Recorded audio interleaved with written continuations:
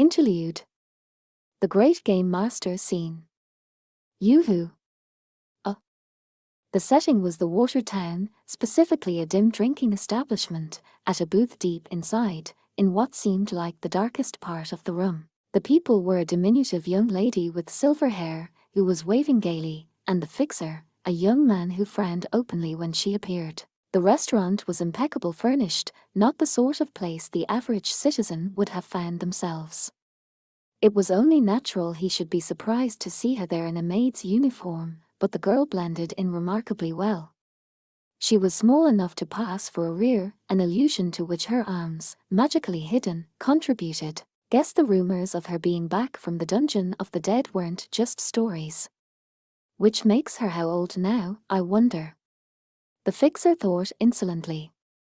As much as her appearance here surprised him, however, no good ever came of upsetting a Johnson. "And how might I help you today?" he asked the girl, looking at her. "I already reported on our progress, as I recall." "Yeah, that's exactly what I wanted to talk about." The girl plopped herself down on a stool and waved to the bartender, ordering a very expensive drink without a second thought. Or perhaps we should say a very strong drink. Dwarfen fire wine wasn't something the average human could handle. A hairfolk waitress brought the drink with a speed and discretion befitting the quality of this establishment, and the girl drained it in a single gulp. "One more, if you don't mind." "I thought alcohol was strictly off limits when one was talking about a run." "If you can call this alcohol." "More like water." "Water? If an elf drinks that stuff, it would make their head explode." The fixer gave a defeated shake of his head. "So tell me about this progress," the girl said. "Oh, things are complicated." The hairfolk waitress reappeared shortly, her tail twitching and her hips swaying, and the silver-haired maid accepted another drink. This time she sipped at it delicately, savoring it even as she gave an annoyed shrug. "And this after we used the princess's demands as an excuse to request a scout." "Your neighbor," the fixer pointed out, and the silver-haired maid nodded her agreement. "But what excuse?" The fixer laughed to himself. It had all been a convenient pretext to go charging in. "This princess seems nice and calm, and that's what counts," he said. "By the grace of the Earth Mother." It might sound as if he was being rather too direct, but that wasn't the problem. That was what this shop was for. This Johnson had started it, after all. "Guess it won't do me any good, sweating the niceties." The fixer exhaled, defeated, then called out "Miss" to the waitress and ordered a drink.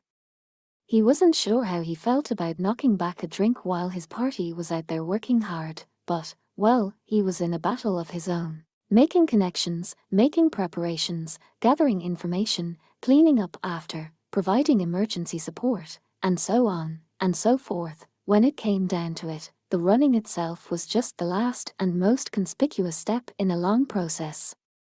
But just because it was so obvious, you had to be careful. Be crude when they thought you would be technical, and technical when they thought you would be crude.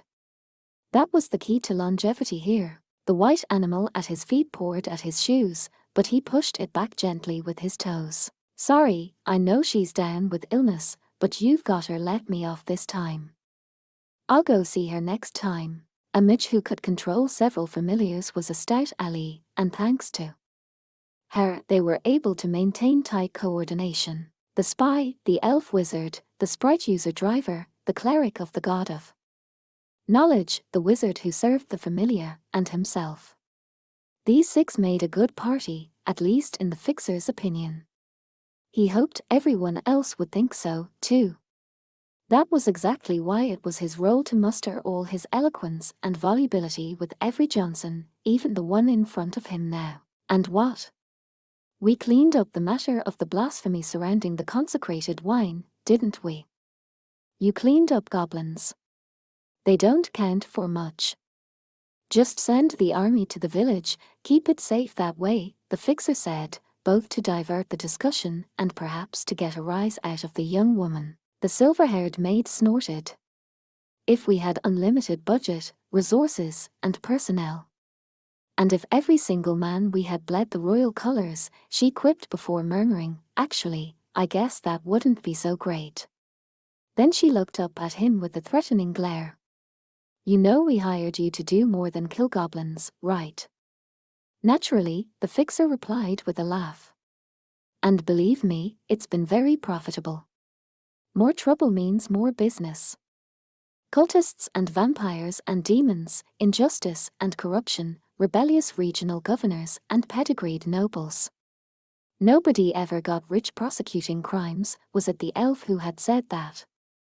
Nothing could have been true of those who ran through the shadows cast by the great war between chaos and order. The real question is who's plumping for those goblins, the silver-haired girl said, exhaling. Not how. Not to what end. But who? The fixer understood perfectly well what she meant by that. That understanding was what prompted the unpleasant feeling within him. He felt compelled to ask, you're not going to say we should send our beloved hero in, are you? Not even possible, the girl snorted. She'd be a stupid card to try to play in a dispute between private individuals. Although there were many who thought they ought to, chiefly those with a modicum of power. The maid shrugged. Hold on. Are you suggesting our gang should bring them down? That would be dangerous.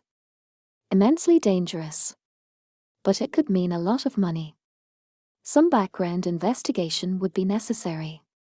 It was the role of a face to weigh risk and reward in the scales. Some fought with swords, some shot arrows, others fired spells, a face did battle with words. The fixer contemplated. Which would be easier, the demon captain or a fight here in the water town? The familiar at his feet, sensing how things were going, had assumed a ready position with respect to the young woman. If negotiations went south and things got hot, her spells would be his lifeline. It had been the right choice to have her here, but then the silver-haired young woman, perhaps registering the change in the fixer's demeanor, waved her hand dismissively. No, someone else is already on it. No need for you to go stirring up the hornet's nest, too. It would be like the warrior right up front getting covered in slime. Oh. We've got a specialist taking care of the goblins. The Lady Archbishop and her young merchant friend are handling it. The fixer hummed with affected disinterest, even as he listened closely to what the young woman was saying. She referred respectfully to the Lady Archbishop, but the tone of her voice was as casual as if she were speaking of a friend of her sister's. That woman was one of the 6 heroes. As for the merchant, she must mean the young noblewoman who had gone from adventuring into proper business. All of which means there's likely to be more excitement with the next country over. He would have to make ready. In the world of the shadows, unrest always meant potential business opportunities. Well, that's karma for you, the silver-haired girl said with a superficial laugh. One good turn deserves another. Live by destiny, die by karma. The fixer laughed, too. Helpful words, if you're a child clutching her allowance. With that, the fixer glanced at the girl. So what are you really here for? To complain. With hardly a hint of emotion, the girl swaked the rest of her drink, then called to the waitress. There are too many venomous bugs around here. Spiders and scorpions. She sighed deeply, stretched out on the counter, and let her hair splay on the bar top. The fixer wasn't interested in her age, but at the moment she looked to him like an indignant child. Too busy with exterminating lately. His Majesty is the 3rd son of an indigent noble, and his little friends are. In profile, the girl almost looked amused, and the slight flush and her pale cheeks seemed due to more than just the alcohol. What she means is, he can't let adventuring go, the fixer thought, and decided to order himself another drink. It was the best stuff, the most delicious, and the strongest, it had to be. It had to be if it was to cover his friend's safe return, the prosperity of his business, the efforts of the red-haired cardinal, and a wonderful adventure besides. Well, you'll have to tell me all about that quest someday. Maybe, if there's a chance. The girl laughed, playing with the wine cup in her hand. The fixer saw just how like adventurers they were and how unlike. So what exactly do you want us to do? Find someone and do a run, I suppose. It was just them, their skills, the shadows, and the implacable imperative, get the job done. That was who they were, runners. Chapter 4. The Anastasis from Gehenna. Phew. 3 women together can be quite a ruckus, but at this moment the trio of young ladies was simply exhaling. The dim stone room billowed with perfumed smoke, a white mist that kept them from seeing even the face of the person next to them. The backrests of the marble benches were in fact parts of large boxes, and it was from them that the steam emerged. Dressed in only thin clothing, High Elf Archer was wearing nothing more than a towel. They relaxed and let the sweat flow. This foreign steam bath was the perfect thing after exhausting themselves in the desert. Humans think of the strangest things, calmer High Elf Archer said, her ears drooping, looking as lazy as her voice sounded. It seemed a long time now since she had worried about baths as being a place where the sprites mixed. Her hair was damp with the rising steam, she looked the picture of contentment. It's very different from sitting in front of the fireplace, isn't it? Priestess said. You know, some castles and grander mansions are heated by a fire kept in a big granite room, female merchant added, her tongue too lazy to form the words quite properly. She, too, looked utterly relaxed. It's because the stone takes heat so well. I have to say, using it for a steam bath is unique. As she spoke, female merchant worked her hand along her neck muscles. Perhaps her scar was hurting her. Priestess, holding her belongings delicately, decided to try to change the subject. Well, here we are in town. But what do we do now? Yes, that was the problem. Priestess closed her eyes languorously.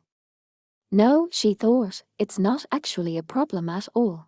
Maybe her blood flow had improved. She let herself sink into the heat, so different from, more comfortable than, the burning of the desert. Even here in this country of sun and sand, steam baths were ubiquitous. She heard you could even get a massage elsewhere in the building, but there wasn't time to get the kinks worked out of their muscles. There were things they had to do. That's right, it wasn't a problem. It was a question of how to solve the problem. Having entered the city with the Myrmidon's help, the party had found lodgings and was already onto the next thing, rest and recuperation, that had to come first. And then they would find the information they needed to make their next move. When you didn't know your right from your left, it was rarely advisable to charge ahead. Lizard Priest and Dwarf Shaman had said they would go find a bite to eat and check out the town while they did so. Goblin Slayer went off on his own, saying he had somewhere to go. That left the girls to themselves. I wonder if they were being considerate. He had left them with only the brusque command, rest, but they had all known one another quite a long time now. She could guess what he was thinking. Unlike before, she very much had her choice now. She simply had to speak up.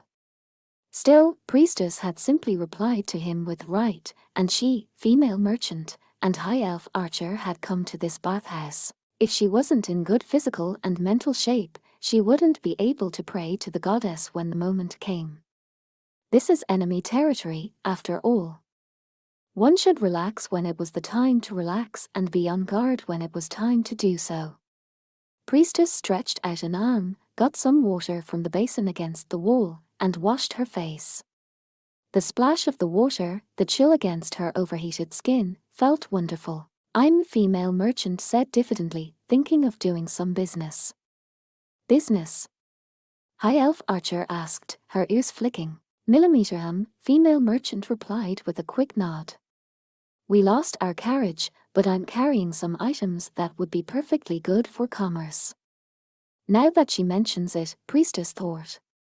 She seemed to recall Dwarf Shaman had precious gems sewn into his clothing. He'd described it to her as one way of preparing to travel, and now she saw what he meant. Luggage or cargo might get lost, but the clothes on your back tended to stay with you. Priestess pulled the cloth tighter around her and whispered, "I understand." Female merchant nodded. "I know a business that used to trade with our country before the usurpation of the throne. I'll ask around there." "By yourself?" High Elf Archer narrowed her eyes. Then she leaned toward Priestess as if hoping to enlist her support. "Isn't that a bit dangerous?" "I kind of agree," Priestess said, putting a slim finger to her lips in thought. "We don't know what's out there. And as you are our quest giver, we're technically your bodyguards." Yes, even though female merchant knew some magic, even though she carried a sword and knew how to use it, and even though she was a former adventurer herself, she couldn't be allowed to go off on her own in hostile territory, was what he would say anyway. "I really don't think we can let you go alone," Priestess insisted. "I see." Priestess blinked to see female merchant turn her eyes to the ground as if disappointed or depressed. Then she had to squint and force herself not to laugh. High Elf Archer must have noticed it, too, for a bell-like giggle formed deep in her throat. It was profoundly pleasing to the two of them to have their friend act her age for once. "Then this is too. High Elf Archer said enthusiastically. She held up two lovely fingers on each hand, gesturing at Priestess and female merchant. They both looked back at her blankly, as if to say, too. "Yep." High Elf Archer said, jutting out her modest chest. "It's weird, the way Oakbulk went off on his own. It should be 2 by 2, it's dangerous to go alone." That meant that female merchant, quest giver though she was being treated not as an interloper but as one of the team. There was no way to be sure whether it was really intentional, but Elf's deep thinking sometimes did reveal the truth. Female merchant's eyes went wide for a second, and then a smile bloomed on her face like a flower. "Right. That's fine, then," she said with a nod. Like an obedient child, Priestess thought. Even though their two ages weren't so far apart. Even though, indeed, female merchant looked the most adult among them. Priestess envied her that, just a little. But in fact, she was the more experienced, female merchant the less. "And in that case, I'll be happy to. I'll do a business, or whatever with her, so you stick with Oakbulk." High Elf Archer had stolen a march on Priestess. The two fingers she had been holding up were now just one, pointing right at her. Oh, Priestess blinked several times. "I was going to say I would go with her. Or you two were practically joined at the hip all the way through that storm. We haven't seen her in ages. I wanna talk to her, too." It sounded somehow odd to hear an elf casually use the expression, ages, and Priestess giggled in spite of herself. High Elf Archer gave her a look, apparently thinking Priestess was making fun of her. "Don't you get the wrong idea," Priestess said with a wave of her hand. She looked at female merchant. "Fine with that. If you are." "Yes," female merchant said with a firm nod. "I was hoping to talk to you both a bit myself." "That settles it, then." High Elf Archer was something of a strong wind herself.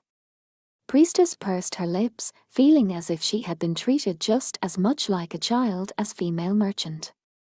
But worrying about being treated like a child, let alone getting pouty about it, wouldn't that be the most childish thing of all? With that in mind, Priestess nodded. "All right. I'm going to go ahead, then. I know Goblin Slayer is used to working solo, but this isn't goblin slaying yet," High Elf Archer said with a guffaw, and even Priestess couldn't help a smile. As she was gathering up her belongings, female merchant looked at her curiously. "By the way, why did you bring your chain mail into the bath?" "Well, I'd hate to lose it, you know." High Elf Archer could only look at the ceiling without a word. Priestess's nose prickled as they went outside. There was a familiar aroma of some sort in the air. It was a bit like white tea, perhaps. Leaving the bathhouse, fresh and clean, Priestess was struck afresh by the way the town sprawled before her. It was a riot of sun-dried, lacquer, darkened brick buildings. Glass, the thin, transparent stuff, was just as expensive here as it was in her home, was absent from the windows. The road was brown earth, packed hard from all the feet that passed over it. Specks of sand came riding in on the wind. The people walking along the path wore clothes she had never seen before, carried objects she didn't recognize. And over it all hung the shadow of the huge, round-roofed palace. I know our castles back home are imposing, but this. Castles built as defensive structures for war were intimidating, certainly, but this building was something different. It seemed designed to communicate how much smaller than it you were. But this was a town, and those who lived here were people. The platinum rays of the sun as it sank in the sky were the same as anywhere. Children ran around barefoot. Elderly people played board games on tables set up at the side of the road. A woman, perhaps someone's wife, was purchasing fruit at a roadside stand. "Those are melons, if I'm not mistaken." She had eaten one once. So this was where they came from. Of course, it was not all bright and cheerful. Priestess knew all too well that there was more than that to the four-cornered world. She knew from experience that things happened all the time to append a person's life. She wondered sometimes if that was really acceptable. For example, consider the people sitting in the gloomy shadows by the road, dressed in reeds, perched in front of empty bowls. And if you turned the corner just there, a seamy pleasure district might be not far beyond, or perhaps an opium den. Over in the market, she was sure slaves were being sold. Perhaps some had fallen to that depth through debt, or failure to pay their taxes, or crime, or by being on the losing side in a war. It was not a question of good or bad, it was a fact, it was the world Priestess lived in. And then there's goblins. Obviously, goblins weren't the only monsters threatening this world. Perhaps it was a mistake to focus on them and them alone. Ogres, giant eyeballs, dark elves, trolls, Mokelmuband, greater demons, ice witches, cultists. And these were only the terrors of the world that she had seen with her own eyes. It was impossible to believe that goblins were truly the greatest danger. And yet, that's right, when was it they'd been in the water town? Goblin Slayer's words floated in the back of her mind. The air of a village that's been targeted by goblins. There were shadows, somehow, on the people's faces. The wind reeked, somehow. She felt an unpleasant tingling on her neck. Perhaps it was just, in a word, her imagination. But then again, intuition was essentially applied experience. Was she able to sense things she hadn't before because of her accumulated experience, or did she merely feel like it? Unable to reach a definite conclusion, Priestess grasped her sounding staff as if in supplication and hurried through the town. She saw soldiers standing guard at every crossroad, people with curved blades at their hips, watching the road vigilantly. When she thought about what had happened on the road, she decided she would have to be careful of the soldiers, careful exactly because there were soldiers present. Thus, she tried to make her way through town as innocuously as possible, so as not to attract attention. Not moving too fast. Not looking around too much. On their way to the inn, they had passed by the place Goblin Slayer had said he would visit. She remembered it was about, excuse me. But Priestess's inexpectant utterance sounding silly even to her own ears. She looked over to see a woman in familiar clothes, that was to say, clothing from her own country. I knew it, the woman exclaimed jovially, grinning at Priestess. A long ear twitched from beneath the cloth around her head. An insignia of the Earth Mother dangled from her neck. An elf. Thank goodness. I knew you had to be from the same land as me. I was so scared to ask one of the locals around here. The young elf woman, still smiling, approached Priestess, who looked around in some confusion. She had certainly not envisaged this situation. I'm actually looking for directions. To the bathhouse. You wouldn't happen to know. Oh, why yes. What exactly should she say? Priestess nodded even though she wasn't actually sure what to do. I do, know the way. What was this feeling, the nagging sensation that something was off? Was it because of her acquaintance with High Elf Archer and all the elves she'd met in that village? In comparison with them, this girl just seemed. Stop that. Priestess's hurried thinking was interrupted by another unexpected voice, this one calm and clear. It came from the roadside shadows. From a red-haired girl, also with long ears. This red-haired elf walked toward them with authority, glaring at her fellow elf with a cutting look. You're a fake. I know it, it's obvious from the way you talk. Heavens, what are you talking about? I was simply asking for directions. The scarfed elf tried to look puzzled, but her anxiety was impossible to conceal. The red-haired elf didn't say a word. Priestess looked from one to the other of them in confusion, and then she noticed something about the first elf. Sweat beads, pardon me very much. Huh. When you have an idea, act immediately. That, she had learned time and time again, was the key to survival. Priestess reached out, under the elf scarf, running her hand along her cheek. She did feel something wet on her palm, but it turned out what she had seen gleaming was not sweat, but white face makeup. Beneath the cake of powder, she saw flashes of blue-black skin. A dark elf. The elf, or rather, dark elf girl, gave a click of her tongue, then spun around and set off running. Priestess grabbed her sounding staff and was about to brandish it, but thought better of it. Making such obvious trouble with guards on every street corner didn't seem like the best plan. Good thinking. That was the right decision, the red-haired elf said with a smile. Oh. Priestess blinked. She wasn't an expert on telling elf ages, but was this woman rather younger than she had thought? She was in cahoots with the guards. They'll be on you in a flash. Claiming you were talking to a drug dealer or something. Oh look. The red-haired elf indicated a soldier coming their way with his sword in his hand and a dangerous look in his eye. Priestess weighed the options in her mind, the best way to talk her way out of this, but the elf was already on it. Before Priestess could say whatever she had been about to come up with, the red-haired elf waved a hand in front of the soldier in a mysterious gesture. We haven't been talking to anyone, she said. The guard looked flummoxed for a second, but then nodded. You haven't been talking to anyone. You can go about your business. I'll go about my business. Priestess didn't know what she was seeing, if it was some bizarre trick or sleight of hand or something. The soldier turned unsteadily and walked back to the intersection he had been guarding a moment before. The effect won't last long. Now's our chance. Let's go. The red-haired elf wiped some sweat from her brow with a sigh and started walking. This time Priestess didn't see any disturbed makeup on her face. She followed the elf, still alert and careful. That's how it starts, the redhead said without turning around.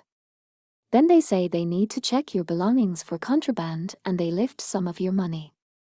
So it's all a con. Maybe not all of it, they are real soldiers. The red-haired elf shrugged slightly, and Priestess just bit her lip without a word. It had been an intuition of chaos. She didn't believe that all people everywhere had to be completely perfect at all times. Even the gods didn't desire that. But corruption and injustice were the seeds of chaos. When they blossomed, they would put down roots, spread, and become intractable. And then they could choke the beautiful flower of a country, like an invasion of witchweed. Why? Priestess asked simply, but the red-haired elf seemed to take it in a different sense than she meant it. Self-satisfaction, she answered with a laugh. Wanted to build up some karma. Priestess could hardly speak. She had never really been the doubting type. To begin with, but to doubt everyone all the time, one couldn't survive that way either. She took a deep breath and let it out, her shoulders slumping. It was just like when you were in a cave. Be vigilant when it was time to be vigilant. If something happened, respond immediately. She had been saved this way. The very first thing she needed to do was evident. Priestess stopped and bowed her head. Thank you very much. The red-haired elf blinked at her, then looked a little uncomfortable. Downright embarrassed, in fact, as she scratched her cheek. It really wasn't all that serious. Oh hey. You're an adventurer, right? Yes, I am, Priestess said. I'm trying to find a place called the Golden Mirage. That's perfect, then. The red-haired elf came to a halt and gave her a smile befitting a girl of 15 or 16 years old. I was on my way here, too. Priestess looked up in sudden realization. A beautiful pavilion stood over her, as if it had just this moment appeared, like an illusion. The instant she stepped inside, Priestess was, shall we say, overwhelmed. The multi-story building was constructed around an open central courtyard, and the entire place was far larger than it had looked from the outside. The individual rooms were arranged in a corkscrew shape, so that they looked down on the circular center area. And everything she saw gleamed of gold, but that wasn't all. Water. There was a waterway in the center of the building with ostentatious amounts of water in it. Real water here in the desert, enough to use for a bath. Priestess came to a stop without really meaning to. Around her, people of all races shared whispered conversations. Rumor has it this place is a literal illusion. Hasn't it started yet? I've been trying to get reservations for months. Don't get excited. The master's chosen guards are all very skilled. Hey, look at that. Isn't that the owner of that huge store? A woman whose lower half was that of a snake slithered along, and humming in the water tank deeper in. Was that a mafolk? Some of the servers had 2 heads, and some of the customers had bodies completely covered with bizarre tattoos. Priestess stared openly for a moment before she snapped back to herself, shaking her head. No. She couldn't just stand there transfixed. She quickly followed the red-haired elf, who was heading inside as if all this was old hat to her. Truly, everything in the building seemed astonishing. Priestess could smell the smoke wafting from pipes attached to glass bottles. Servers walked by with plates of food she had never seen before.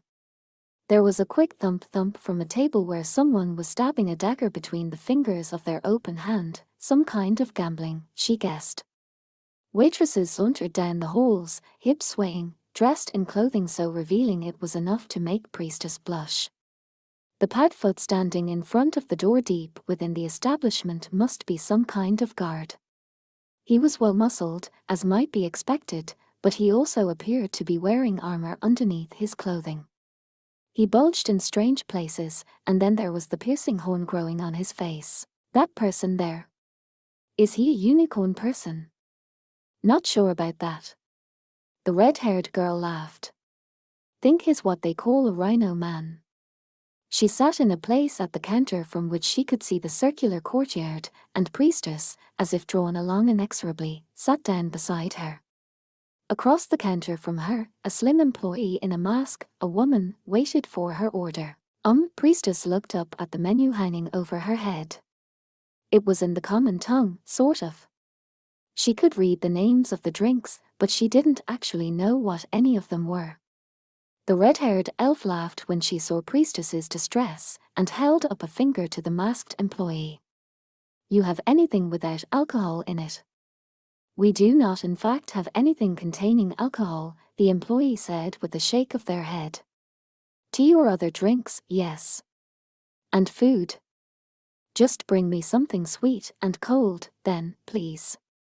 And a bite to eat. Chef's choice. Oh. Priestess squeaked. Me too, please. I'll have the same. Very well. The masked employee bowed respectfully to Priestess, refusing to taunt her for her obvious inexperience. Priestess still thought they were went into the back, and Priestess let out a breath. She glanced over to discover the red-haired elf relaxing, completely at ease. Priestess's eyes settled on the elf's ears, then she mumbled, "Ho," and blinked. Those ears were awfully short for an elf, but a little long to belong to a half-elf. You're an elf. She chose her words carefully.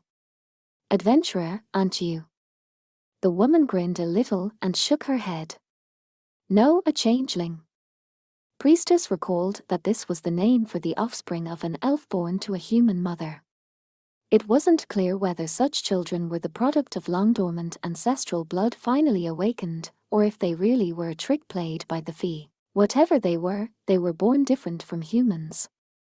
This woman must have encountered a good deal of grief in her life. Before Priestess could apologize for her mistake, the woman went on, and I'm not so much an adventurer as she seemed totally unperturbed, proof that she was already comfortably walking her own path in life. Priestess was suddenly ashamed that she had considered apologizing and glanced at the ground. A professional purveyor of daring-do. The red-haired changeling smiled a touch shyly. Priestess gawked at this unusual locution. A professional? Well, because it's my job, see. I mean, it's more than that, but she almost sounded like she was making an excuse. Your drinks, ladies. The masked server returned, soundlessly setting down cups and plates on the table. Peach nectar diluted with water, stewed with jujube and ice sugar, then put over milk. Continuing, the masked server indicated the plate. And this is all seared skate. Skate? The rays that fly through the sand sea. Oh, that must be the sand manters. Priestess nodded, then offered her thanks to the Earth Mother and began to eat. Why not? She didn't seem to see that distinctive, cheap-looking helmet anywhere in the establishment. And that being the case, it would be against her faith to let good, warm food go cold. After she finished praying, the first thing she tried was the all-seared, which was to say, basically, fried fish. The piping hot food crumbled into little bits in her mouth, releasing a full, bodied flavor of fish. It was like fresh-baked buttered bread, like a white bread made with refined flour. It was wonderful, but then, it was also very hot. Of course she reached for the quartz cup. Eep. Wow. The sweet, cold drink threatened to spill out from her mouth, but it was so refreshing. She swallowed noisily, and she could feel it run all the way down to her stomach, a wonderful, soothing chill. Millimeter. Yep, very good, the red-haired changeling said with a smile, smacking her lips and clearly in excellent spirits. Priestess found this a novel sight, for High Elf Archer had no interest in meat or fish, but she couldn't spend all her time being intrigued. She wasn't here for fun. Priestess whispered probingly to the masked employee, excuse me. I think a member of my party may be here, have you seen him? What manner of person do you seek? Priestess held up a long pointer finger and fell into thought. How best to explain him? He's got a helmet, leather armor, chainmail, a shortish sword and a round shield on his arm. Oh, that'll do. She smiled a little to realize that just the litany of his outward appearance was more than enough to make clear who she was looking for. Then Priestess noticed that the masked employee seemed a little stiff, perhaps uncomfortable. In that case, she said, perhaps you had best begin with a look at the person on the stage. Stage? Priestess looked up just as the lights went out, and a single large light was shone on the stage in the center of the room. The crowd fell silent, waiting expectantly for something that was clearly about to happen. The red-haired changeling whispered in Priestess's ear, "Ooh, it's starting." Oh boy, was it starting. Long ago, they scattered our sand like the stars, then laid to rest on a faraway brilliant land. Bend an ear to hear our whispered words. A tale of the sound of the wind. There was a single clear ring of a bell, and then a faint voice spread out like a ripple. Shuffling forward onto the stage came a birdwoman with tan skin and black wings. She appeared to be young, yet her mien was detached and chilly, and her wing fingers grasped a curved blade. The scimitar caught the faint light of the fire burning in the brazier, glinting and glowing like a living thing. Surely this was a blade of renown. Suddenly, whoosh, the sword was released into the air, and the girl took 2 stern steps onto the stage. She spread out her wings as if she was falling to the ground, but then with one great flap she leaped up, and the sword was in her hand again. She drew a simple yet graceful arc in the air with her body, performing a stupendous sword dance. The girl slashed and danced in time with the melody being played behind the stage. It was an old story of heroism, an ancient tale of valor left to future generations by a woman poet. A lake deep underground in the depths of the earth. A dark dragon who ruled there. The adventurers who challenged his black fortress. They beat their way through mobs of goblins and vampires, enlisted the aid of a dark dwarf, and finally descended to the deepest depths. Only one of them noticed the shadow on the surface of the water, a rear scout who sounded the alarm. In an instant, the dark dragon rose up with his great, long neck, with his terrifying acid breath that scorched and seared all it touched. A lizardman warrior interposed himself between his friends and the blast. But his scales were burned away, his flesh dissolved, and he fell to his knees. A cleric of indeterminate age immediately invoked a healing miracle, but the enemy did not wait for her to act.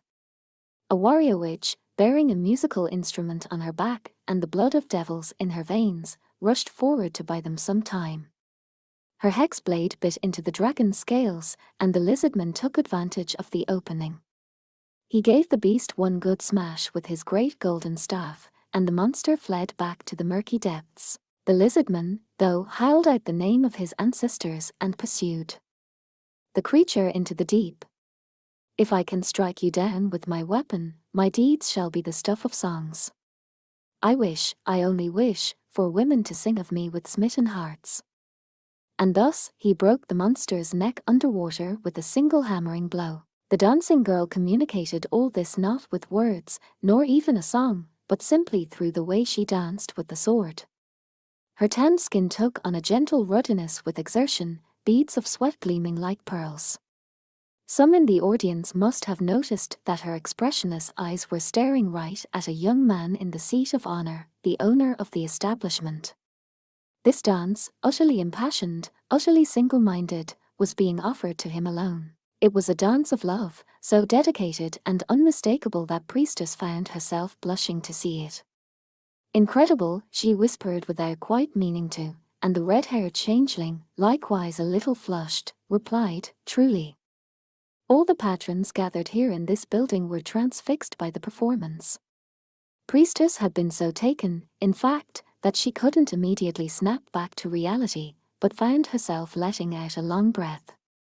The applause from the crowd was scattered and sounded distant, no doubt because the rest of the audience was just as lost in their own amazement as Priestess was. The dancing girl bowed her head deeply and disappeared into the wings, but the spectre of her act remained on the stage. They say she's the best dancer in the country, the red-haired elf said cheerfully. Yes, and dragon slaying. Priestess almost hummed the words, as if they came from a dream. She closed her eyes, it was such a nostalgic expression, dragon slaying. She had never encountered a real dragon like the kinds they spoke of in fairy stories and legends. Perhaps one day she would find herself on such an adventure. Just like the thoughtless banter she had exchanged that one time. She felt all this, even though she understood that a dragon was not a facile creature, and meeting one might not be strictly pleasant. Har har har. Well, a girl can dream, the red-haired elf said, brushing her hair off her long ears. Her laughter sounded strained, though. But you know what they say, let sleeping dragons lie. Because they are so dangerous, you mean? I guess so, dangerous in pretty much every way. She provided no further explanation but rolled the quartz mug around in her hand. I guess it's up to you whether or not you believe them. Oh. Priestess tried to make a polite sound, but she didn't really follow. The elf girl seemed to sense this immediately. What? You've got some kind of thing about dragon slaying. Oh, no, I had a friend who talked about it once, a long time ago. Friend? Could she really call him that? Priestess wasn't always sure. Him, the girls. One of the girls was still alive, but Priestess didn't have the courage. rather had yet to find the courage to go see her. Doing so would demand, she felt sure, far more nerve than confronting any dragon. The red-haired changeling looked down quietly, brought the cup to her lips, and drank audibly from it. Sometimes you have friends you can't see anymore. Yes. You do. Priestess didn't know anything out the changeling's past, just as the elf couldn't know what had happened to Priestess. But neither of them had to say anything to know they had each been left behind. I'm sure it must be one of the things that keeps her going. Just like one of the things that made Priestess continue to adventure was her companions, her friends, from her very first party. Her thoughts were shortly interrupted, though her memories violently dispersed. All thought of the dance on stage was cast out by a chaotic commotion that started over by the entrance. Give it back. Or, it's right here, kid. My sword. Give it back. Priestess felt herself flinch but turned and looked to discover a young man surrounded by several thugs. Well, more properly, it seemed the young man had come lurching through the entrance and flung himself at the tough guys. One of them, a lizardman with bluish scales, tauntingly held up a sword in a beautiful scabbard. The young man, meanwhile, was a mess. He had obviously been worked over pretty good. The conclusion seemed obvious. The goons had beaten him up and stolen his sword. I beat you fair and square, punk. You want it, come and get it. Damn it. Give it back. It was clear to all and sundry that the gang had stolen the sword from the young man. But when the victim launched himself at his persecutors, tears in his eyes but nonetheless undaunted, no one moved to help. They knitted their brows, drew their mouths, looked away, and generally refused to show interest in the commotion, so unbecoming of this elegant establishment. Maybe getting beat up by lizardmen was just something that happened in this country, in this land. It's too much, Priestess thought. And so she shoved back her chair and stood. The masked employee gave a soft click of the tongue, summoning the unicorn person guard, whose full body armor creaked and cried as he moved forward. As for the red-haired elf, she smiled a little even as she sighed. Hey. Because there was someone who was quicker even than the four of them. Metal fasteners clinked on his boots in time to his steps as he approached the scuffle, his shoulders swaying. He had leather outerwear that looked military. They took him for a spy. I thought I was here to enjoy a little song and dance. Quietly. HRNGH. The blue-scaled lizardman turned his unusually large eyes on the spy. The spy simply held up his hands, unhurried. In fact, he looked downright relaxed. Hey now, no need to get angry. I'm just suggesting we take this outside. I hear you, the lizardman said with an unpleasant hiss of amusement, his eyes rolling in his head. Good idea. Outside it is. The lizardman stepped away from the struggling young man, heading for the door with an almost slithering motion. The spy went behind him, mindful of the lizardman's long, curling tail. The lizardman looked at him with his glassy eyes as if seeing him for the first time. It's a hobby of mine, knocking smart shits like you off their high horses. Oh. The spy smiled. You're welcome to, if you can. Priestess wasn't completely clear on what happened next. It looked to her like the spy smashed a fist into the back of the lizardman's head with uncanny speed. There was an instant, though, when she was completely befuddled as to what had happened. She only heard a thump as she saw the lizardman collapse, and she spotted a silver flash arc out from his palm. The flash grazed the spy's hat, then buried itself in the wall of the building. It was steel wire attached to some kind of sharp spike the lizardman had launched from his hand. I thought I said outside. The spy, all but expressionless, broke the steel wire with his bare hands, then picked up the lizardman and flung him casually through the door. And then it was all over. The lizardman's posse spared the spy a quick, withering glare before they charged out after their leader. The other customers, along with the guard and the masked employee, saw that the matter had been resolved. Everyone turned pointedly back to their own business, and the hubbub of the bar promptly resumed. Much of the talk seemed to be about the dance. It was as if the fight just now hadn't even happened. Sorry about the mess. The spy pulled a gold coin from his pocket and flipped it to the masked employee, who snatched it out of the air. Priestess suddenly realized the employee had a blade in her hand, one so sharp it looked like a poisoned needle. When had she drawn that? The server put her weapon and the gold coin away calmly, and nodded once. It appeared to be directed at the wings of the stage, and Priestess could just spot the dancing girl hovering in the shadows, not backstage as she had expected. She had her hand on her sword, but she looked relieved now, and with a nod in the direction of the owner's seat, she retreated back inside. I had no idea. Priestess blinked. She hadn't even seen them all move. Let's see here, quite indifferent to the scene around him, the spy was picking up the sword that had fallen from the lizardman's hand. Even Priestess could tell it was a beautiful saber, housed in an ornate scabbard. The spy looked at it critically, then tossed it to the young man standing unsteadily on his feet. Why yikes! He grabbed it and hugged it to himself, looking at the spy in confusion. The spy flicked up the brim of his hat and seemed to smile, although his mouth was hidden by his overcoat. You're a lucky guy. The young man hugged the sword even tighter and, overcome, fled the building without even saying thank you.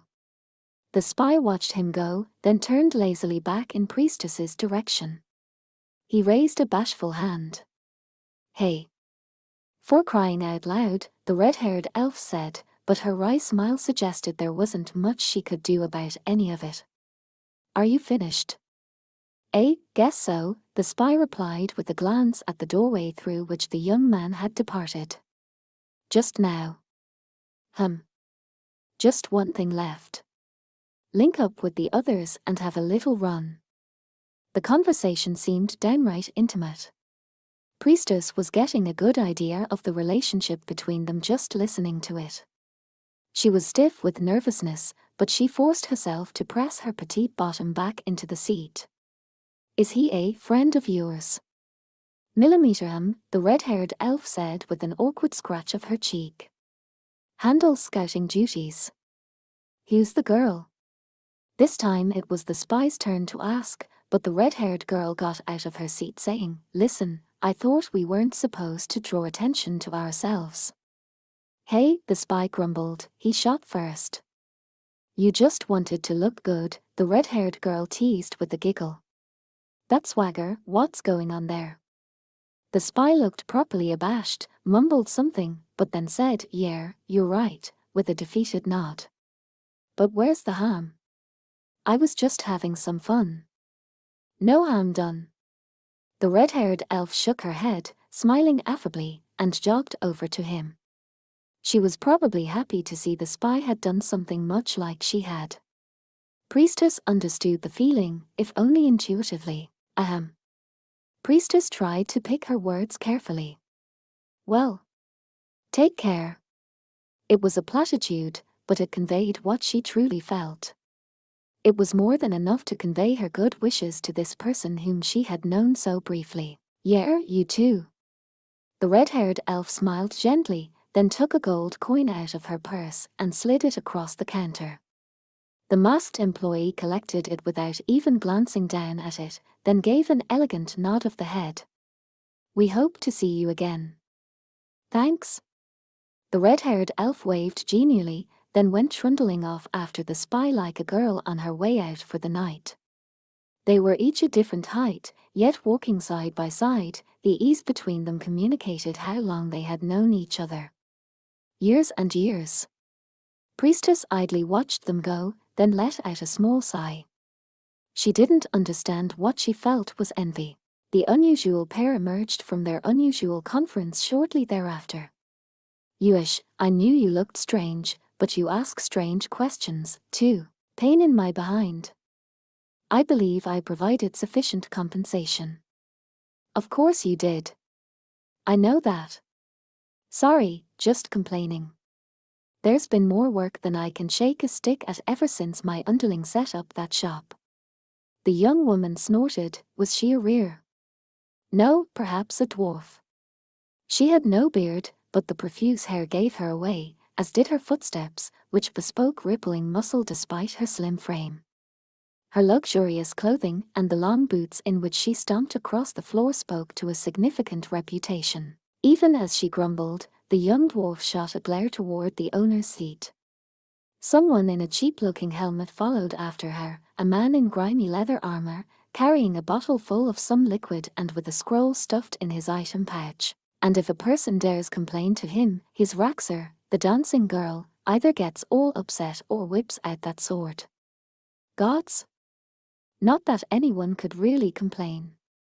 Whether the bird woman was in a good mood or not, her dancing brought in good money. The wizard who could control black sand, the dancing girl who had come up from a slave, the masked assassin, the padfoot warrior, despite her continual muttering about her subordinates who had stepped back from frontline service, the dwarf woman sounded basically pleased. Her former subordinates had gone their own ways. That was why she didn't have enough hands. But those subordinates had started shops that were making money. No denying reality. For practical people such as her, bemoaning the state of things seemed to be a sort of sport.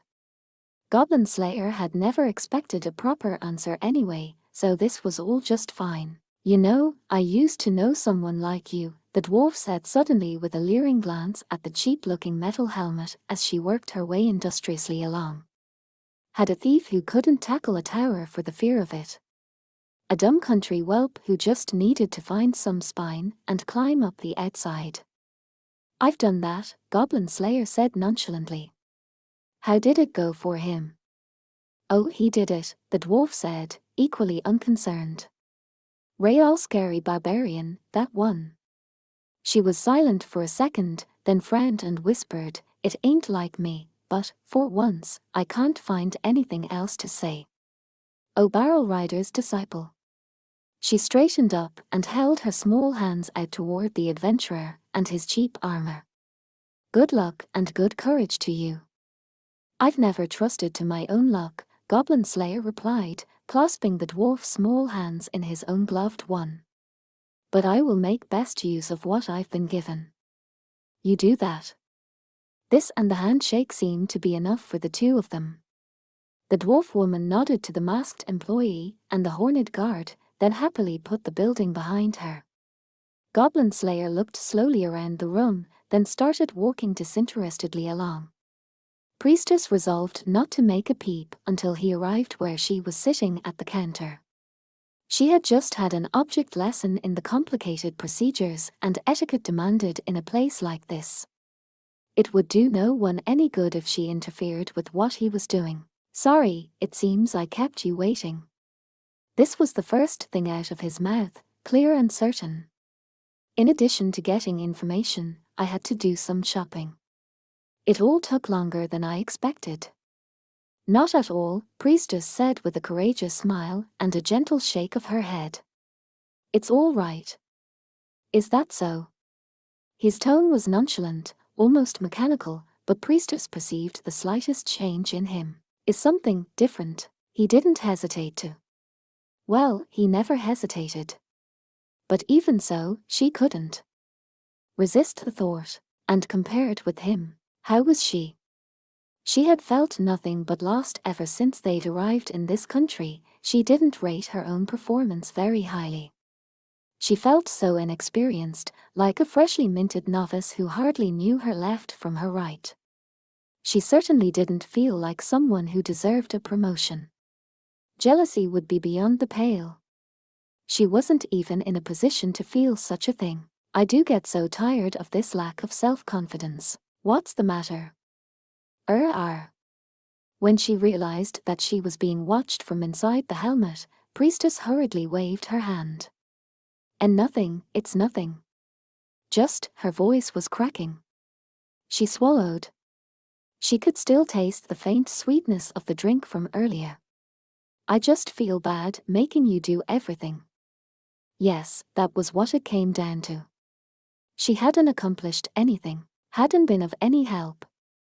She was just here. She hadn't contributed in the battle. Or when they were moving. Or when there was trouble. Or now, when there was information to be gathered. She hadn't been able to do anything about the thief in this foreign town, or stop the fight at this bar. Even if she had come to the Golden Mirage with Goblin Slayer from the start, what good would she have done? She could only have stood to the side, listening to his conversations.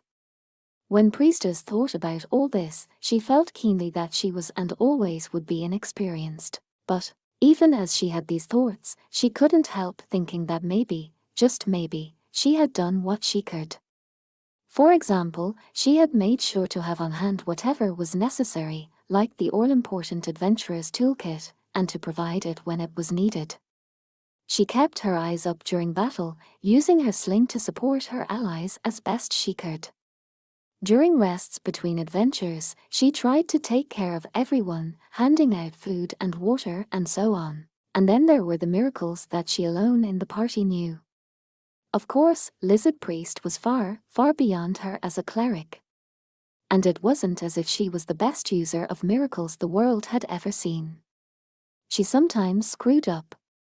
But still, I wasn't even rebuked this last time. She still had some bad memories about the purified miracle, but this time she had succeeded. The thought brought her a little bit of happiness. Even the gods had acknowledged her.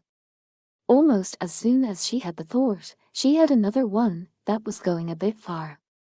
She admonished herself to remain humble, but at the same time, she let the thoughts flow.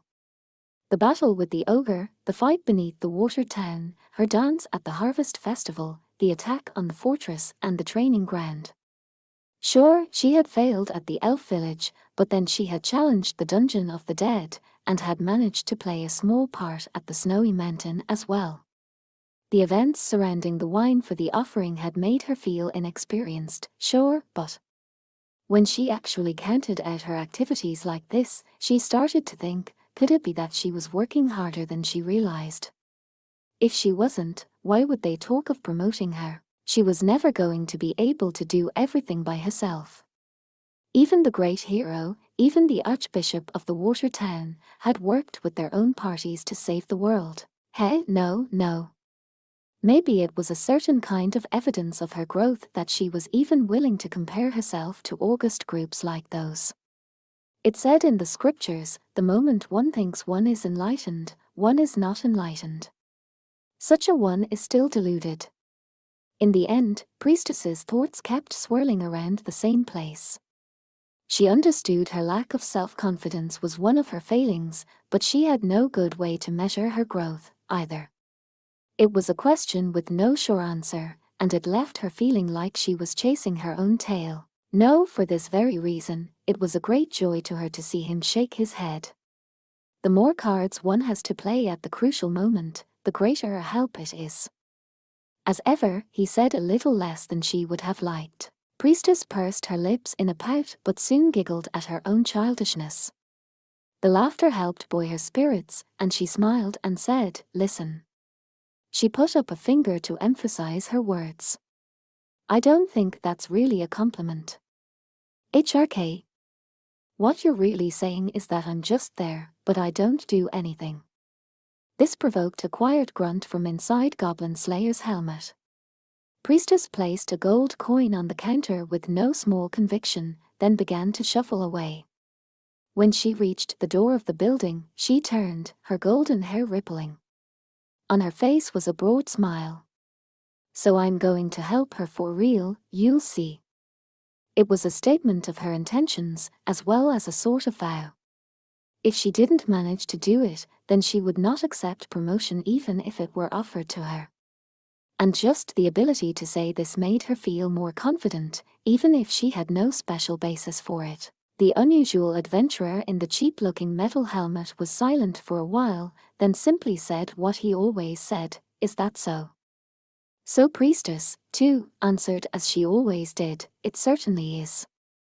He brushed past her and out of the building. Priestess pattered after him. Behind them, the masked employee was giving a bow of the head. "We await your next visit." "Of course," Priestess said with new certainty, turning back to offer a brief bow of her own. Next time she would make sure she could come here with full confidence, even if she was alone. That was her goal, what she wanted to become. Like the red-haired elf. Like witch.